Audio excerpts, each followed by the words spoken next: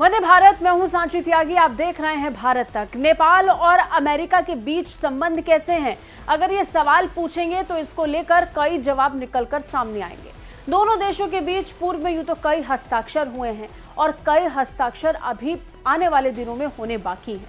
लेकिन इन सब के बीच में नेपाल अमेरिका को तेवर दिखा रहा है। इसके पीछे कई कारण हैं।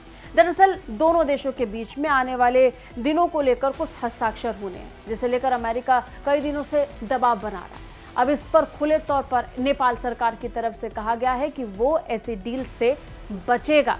और ये बयान तब जारी किया गया है जब नेपाल के प्रधानमंत्री शेर बहादुर देउबा अब से कुछ दिनों के बाद अमेरिका दौरे पर पहुंचने वाले हैं। नेपाल के प्रधानमंत्री शेर बहादुर देउबा ने ऐलान किया कि वो अमेरिका के साथ स्टेट पार्टनरशिप प्रोग्राम पर हस्ताक्षर नहीं करेंगे। देउबा ने सत्तारूढ़ गठबंधन के शीर्ष नेताओं को आश्वासन दिया है कि एसपीपी प्रोग्राम पर नेपाल कभी भी अमेरिका का साथ नहीं देगा। ये समझौता नेपाली सेना और अमेरिका के नेशनल गार्ड के बीच होना था। अमेरिका की तरफ से इस प्रोग्राम पर साइन करने के लिए नेपाल पर बीते लंबे वक्त से एक दबाव बनाया जा रहा था। इससे पहले मिलेनियम चैलेंज कोऑपरेशन को लेकर भी अमेरिका और नेपाल के बीच खींचतान देखने को मिली थी, जिसको लेकर नेपाल में बड़े जोर शोर से प्रदर्शन भी हुए थे। विपक्षी पार्टियों ने इसे लेकर अपनी तरफ से विरोध दर्ज किया और कहा कि अमेरिका के साथ ऐसी डील से नेपाल को बचना चाहिए, क्योंकि इससे चीन के साथ नेपाल के संबंध खराब हो सकते हैं।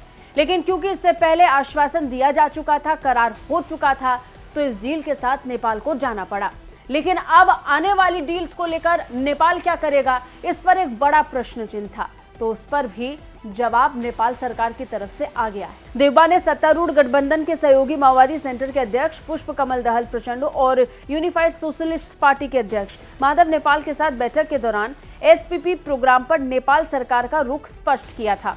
प्रचंड और माधव कुमार नेपाल के प्रधानमंत्री देउबा से किसी भी कीमत पर एसपीपी पर हस्ताक्षर नहीं करने का आग्रह करते हुए नजर आए थे। इससे पहले भी विपक्षी पार्टियां पिछले करार को लेकर लगातार नेपाल सरकार को रोकती हुई नजर आई हैं। अब इस बीच पीएम देउबा जब जुलाई महीने में अमेरिका की यात्रा करने वाले हैं, तब जब अमेरिका चाहता है कि दोनों देशों के बीच एसपीपी प्रोग्राम पर हस्ताक्षर हो जाएं, तब नेपाल के प्रधानमंत्री की तरफ से ऐसा बयान दिया गया। देश के राजनीतिक हालात और सहयोगी पार्टियों के विरोध को देखते हुए देउबा ने अपने कदम पीछे खींच लिए। ऐसे में नेपाल और अमेरिका के बीच तनाव और बढ़ सकता है। बता दें, हाल ही में पिछले सप्ताह अमेरिकी सेना के प्रशांत बेड़े के कमांडिंग जनरल चार्ल्सन फेलिन की काठमांडू यात्रा के दौरान उन्होंने इस बात पर दोबारा जोर देने को कहा।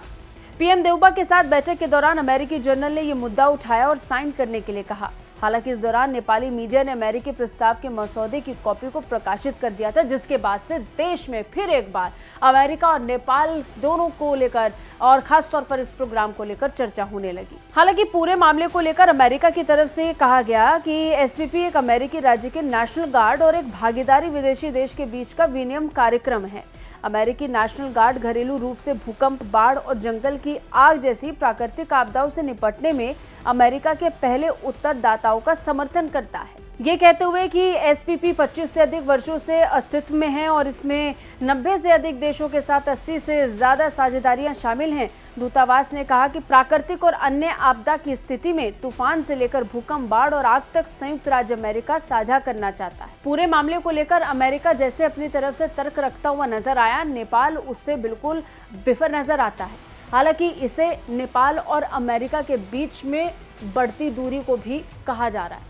दरअसल चीन एक तरफ अपनी चालबाजी से बाज नहीं आ रहा है और नेपाल पर कई तरीके के दबाव बनाने की कोशिशों में जुटा है। दूसरी तरफ नेपाल अब अमेरिका से दूर हटता हुआ नजर आ रहा है। तो ऐसे में ये अमेरिका और भारत दोनों के लिए अच्छे संकेत भी नहीं है। लेकिन देखना होगा कि इस प्रोग्राम से दूरी बनाने के साथ ही क्या नेपाल सरकार अमेरिका के साथ भी दूरी बना लेगी, ये देखना दिलचस्प होगा।